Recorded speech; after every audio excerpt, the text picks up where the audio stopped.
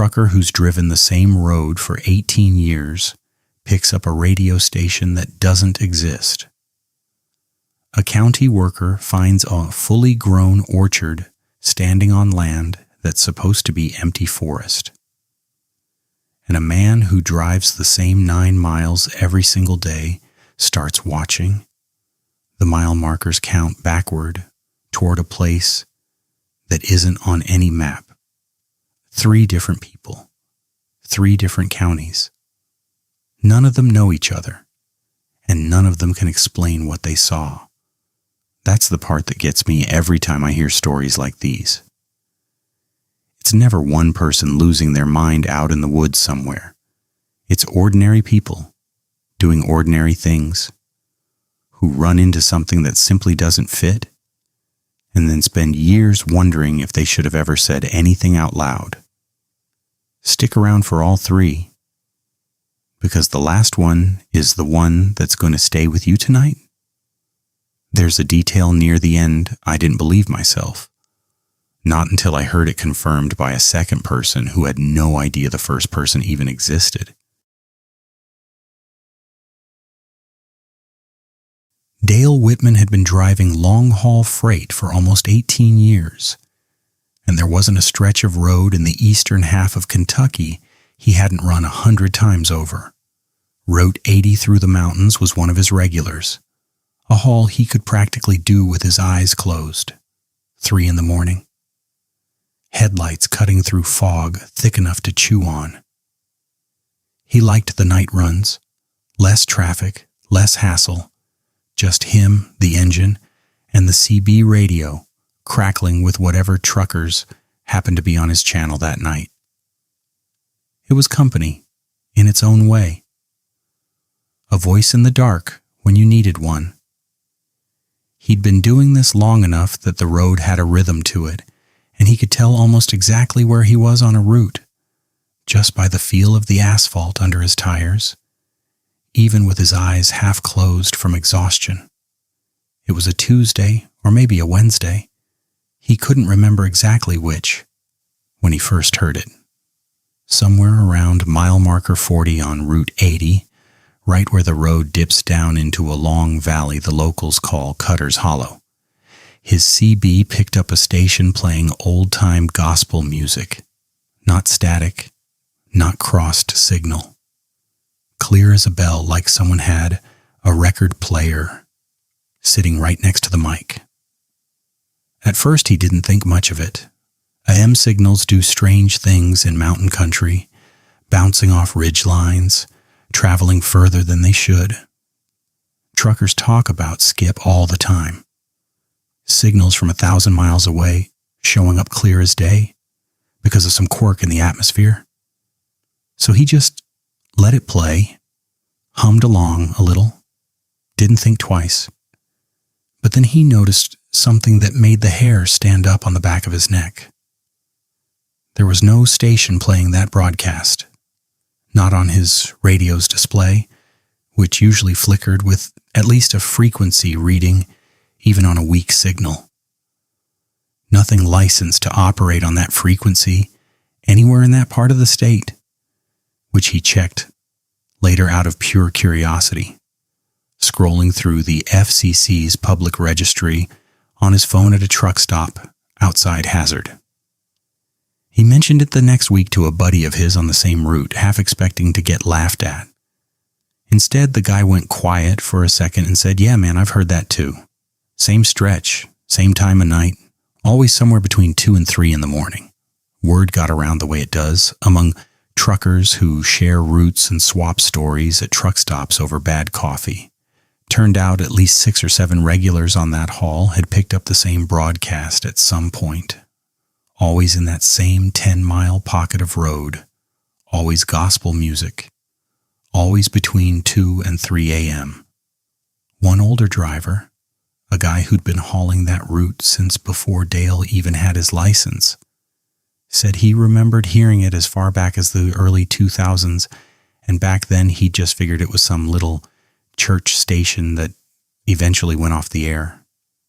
Except it never went off the air, it just kept showing up, decade after decade, on a frequency that officially belonged to no one. Here's where it gets strange, though. Not one of them could ever find the station again once they'd left that stretch. Drive back through an hour later, nothing. Come back the next week at the exact same time, nothing. It was like the signal only existed inside those 10 miles, like the hollow itself was broadcasting something that had no business being broadcast at all. Dale started keeping a little notebook in his cab. Dates, times, what song was playing, when he could make it out. He says he's got 11 entries now, going back almost 2 years. Most of the songs were hymns he half recognized from childhood, the kind his grandmother used to hum while she did dishes.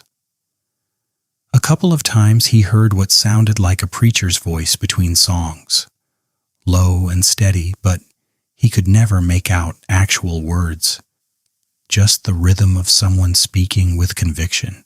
He's tried recording it on his phone twice. Both times the recording came out as pure static, even though what he heard with his own ears was crystal clear, and the first time he figured his phone glitched. The second time, he says, he was staring right at the recording app the whole time, watching the little waveform jump and spike like it was picking up real audio, and when he played it back later, nothing but white noise. I asked him once if it scared him.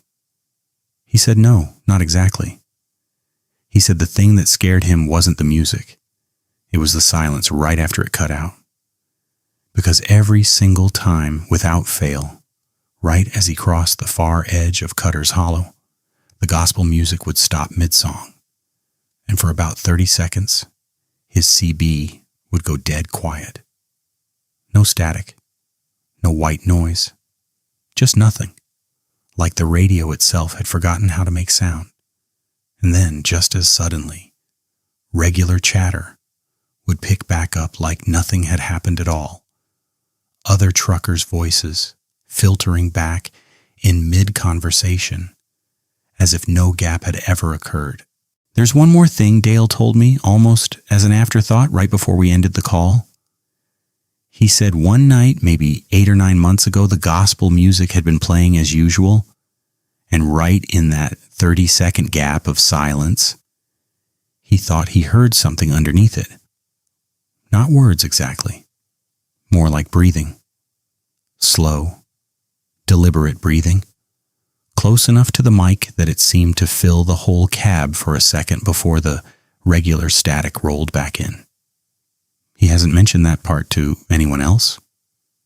He only told me because I asked directly if anything had ever happened beyond the music itself. He still runs that route every week, says he's gotten used to it. But he won't admit, not even to himself, why he always makes sure his tank is full before he hits Cutter's Hollow at night, just in case.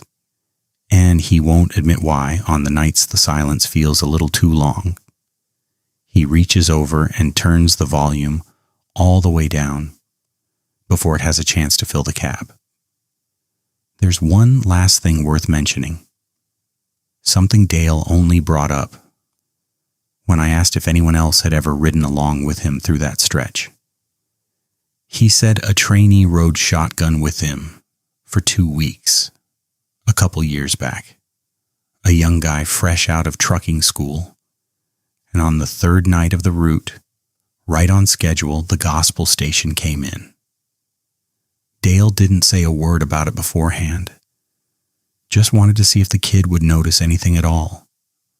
The trainee went pale, turned the radio down himself without being asked, and quietly said his own grandmother used to listen to that exact same hymn, word for word, growing up in a town nearly 200 miles from Cutter's Hollow. Neither of them said much else about it for the rest of that ride. Dale never brought the kid through that stretch again if he could help it, switching their schedule around so somebody else covered those nights instead. What gets him most, he told me, isn't the music or even the silence. It's wondering how many other drivers have heard the exact same thing over the years and just never said anything, figuring it was easier to let it pass than to admit out loud that something out there in the dark was reaching into their cab and finding exactly the right song to make them feel like they weren't alone, even when they desperately wanted to be.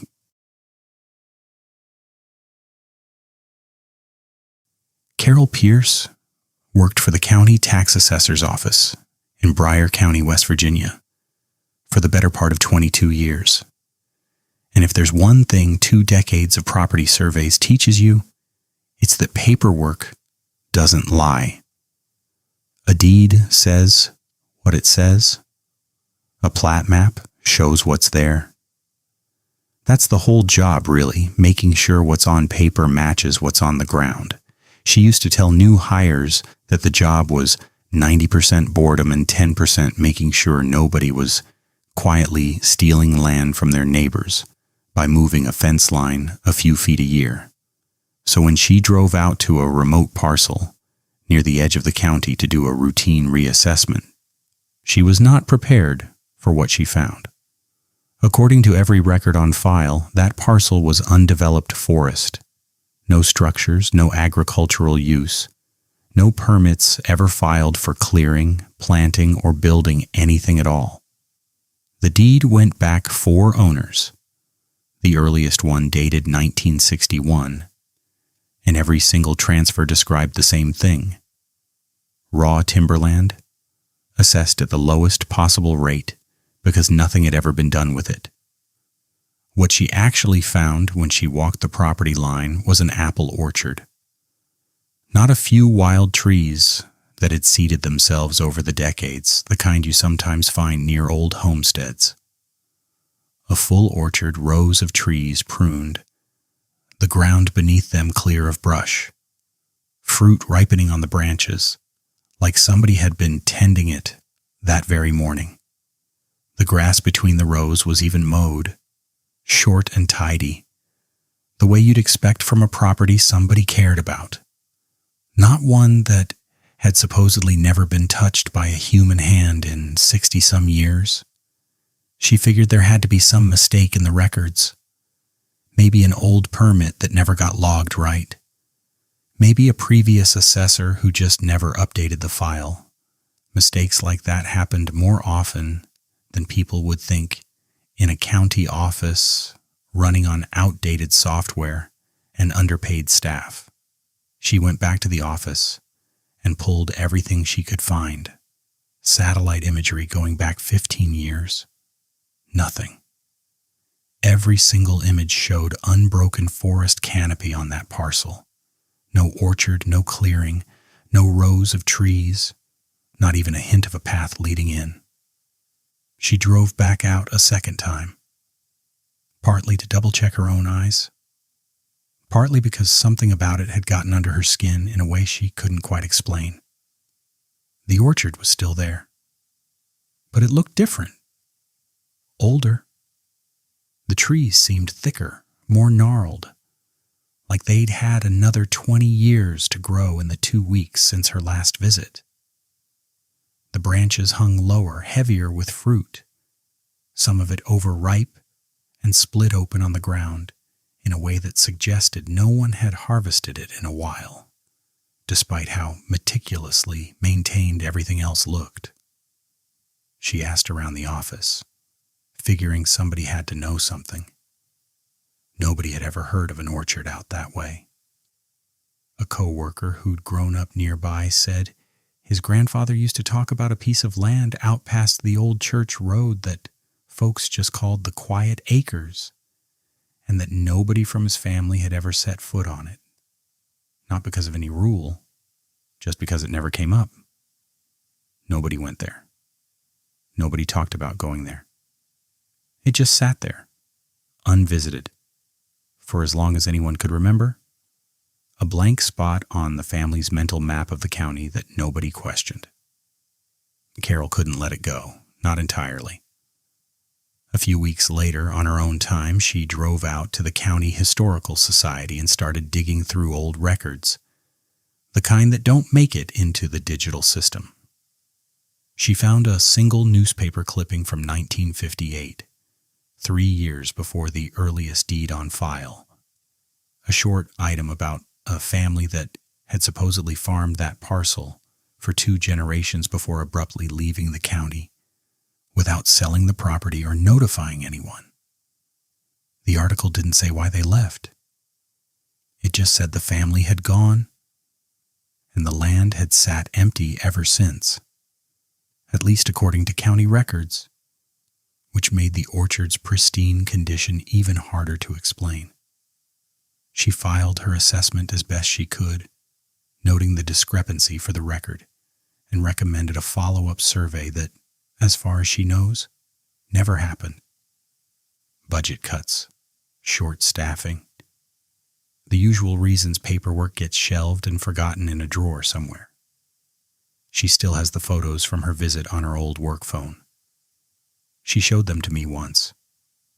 The orchard is there, clear as anything, sunlight coming through the leaves, fruit hanging heavy on the branches.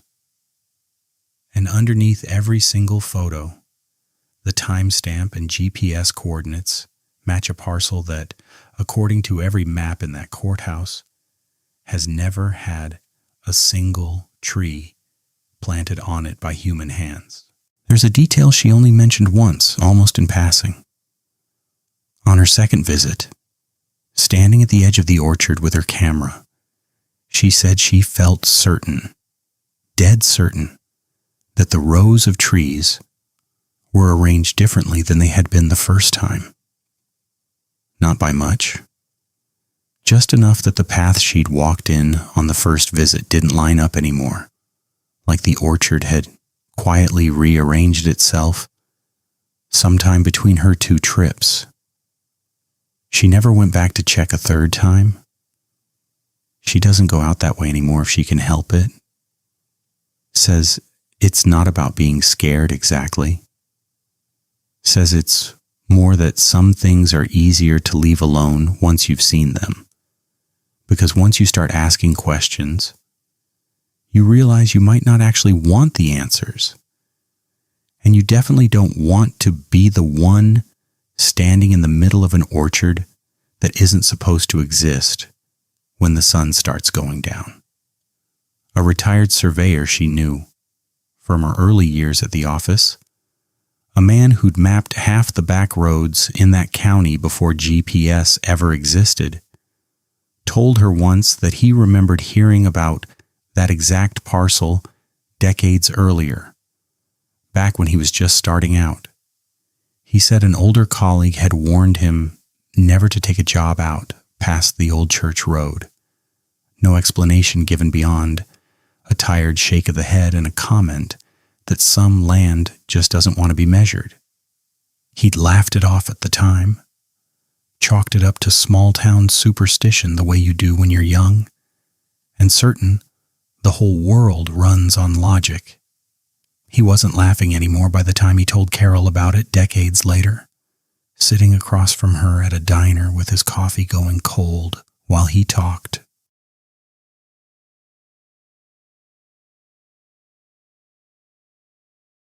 This last one is the one that stays with me, and I think by the time I'm done telling it, you'll understand why. Tyler Briggs drove the same 9-mile stretch of Route 12 through a section of road locals call Pruitt Gap almost every single day, commuting to a job 2 towns over. He'd been making that drive for nearly 6 years. He could probably tell you every curve, every pothole, every mile marker along the way without even looking. The kind of familiarity that comes from doing something so many times it stops registering as a conscious thought. That's exactly why what he noticed felt so wrong. It was an ordinary Thursday evening, headlights on, radio low. Nothing unusual about the drive at all, until he glanced at a mile marker he'd passed 1,000 times before, and realized the number was wrong. Not damaged, Not faded? Wrong. Like it had been changed entirely. Like the road itself had decided to start telling a different story than the one it had been telling for 6 straight years.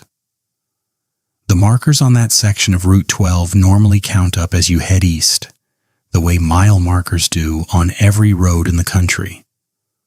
But for about 10 miles through Pruitt Gap, they were counting down instead, ticking backward toward some destination that didn't correspond to anything on his route at all. He actually slowed down, double-checking, half convinced he'd somehow gotten turned around without realizing it.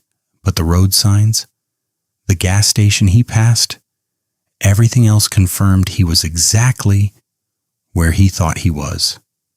Everything except those markers. He pulled over at the next one to get a closer look, and that's when it got worse. The number wasn't freshly painted or obviously tampered with in any way you'd expect vandals to leave behind. It looked old, weathered, scratched and repainted multiple times over what had to be years, like somebody or something had been quietly maintaining the wrong numbers on that stretch of road for a very long time, with a level of care that didn't match the kind of random vandalism you'd expect from bored teenagers with a can of spray paint. He asked around.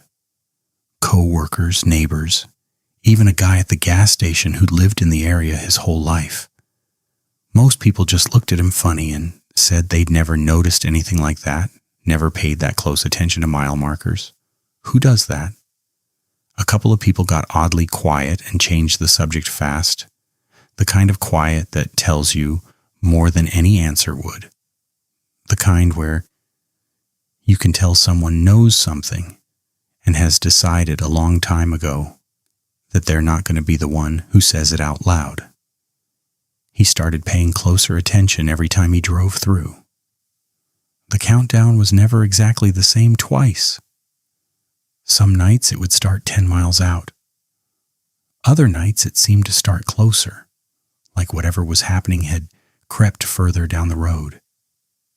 He never told anyone except a couple of close friends, mostly because he didn't know how to say it out loud without sounding like he'd lost it. Like the kind of thing that gets you a concerned phone call from your mother asking if you've been sleeping enough. One night, about 4 months into noticing this, he decided to actually count along out loud as he drove, marker by marker, just to confirm what he was seeing wasn't some trick of tired eyes after a long shift. 9 markers, counting down exactly as expected until he hit what should have been the final one before the countdown ended. Except there wasn't a final one. The road just continued, no marker at all where the countdown should have bottomed out at 0, like the number it was counting toward didn't actually exist anywhere a person could stand. Here's the part that really gets me, though. He says that on the nights the countdown starts earlier than usual, his drive through the gap feels longer. Not by much. A minute, maybe 2, according to the clock in his truck. But it feels like more. Like the road itself is stretching out. Just slightly, just enough that you'd never prove it, just enough that you'd start to doubt your own sense of time the way you do in a dream right before you wake up and realize none of it actually made sense. A few months after he first told me about this, I tracked down another driver who used the same stretch of Route 12 for a delivery job. Somebody who had absolutely no connection to Tyler and had never heard his name before I mentioned it. Without me saying a single word about what Tyler had described, this second driver told me, almost word for word, the same story. The backward count, the missing final marker, the sense that some nights the gap just took longer to get through than it should have. He'd never told anyone either, for the exact same reason Tyler hadn't. He didn't know how to say it without sounding crazy. He still drives that route every day because he doesn't have much choice. Says he's stopped looking at the markers most nights now. Says it's easier that way. Easier to just keep his eyes on the road directly in front of him and let the rest of it blur past unexamined. But every once in a while, usually when he's tired, usually when it's already dark, his eyes drift to the side of the road anyway. And some nights, the numbers are exactly where they should be, and some nights, they're not. There's a detail Tyler mentioned only once, near the very end of our last conversation. Almost like he'd been holding it back the whole time, and finally decided it was worth saying out loud. He said that on one of the nights the countdown started early, he glanced in his rearview mirror somewhere around the middle of the gap, just out of habit, the way you do on any dark stretch of road. For a fraction of a second, he says, the headlights behind him didn't match any vehicle he recognized, sitting too high off the road and too far apart to be a regular car or truck, gone the instant he blinked and looked again. He never saw it a second time. He's never brought it up to anyone else since, not even the other driver who'd lived through the same backward countdown. Some things, he said, you keep to yourself. Not because you're scared of being wrong, but because you're scared of somebody telling you they've seen the exact same thing. I don't have an explanation for any of these three. I've looked. I've asked around. I've talked to people who swear up and down they've experienced something similar in their own corner of these mountains, and not one of them has ever been able to give me a straight answer either. The closest thing to an answer I ever got was from an older woman in Broward County who told me, flat out, that some hollows in these mountains just don't like being mapped, and that the smartest thing anybody can do is mind their business and let the land keep whatever it's keeping to itself. Maybe that's just how it goes out here. Maybe these hills hold on to things that don't make sense, and the smartest thing any of us can do is notice them, write them down, and leave them right where we found them. The same way Dale leaves his notebook in the glove compartment and Carol leaves her old photos buried in a phone she barely uses anymore. If you've ever experienced something like this in your own part of the country, I want to hear about it. Drop it in the comments below, and if enough of you have stories like these, I'll put together a third one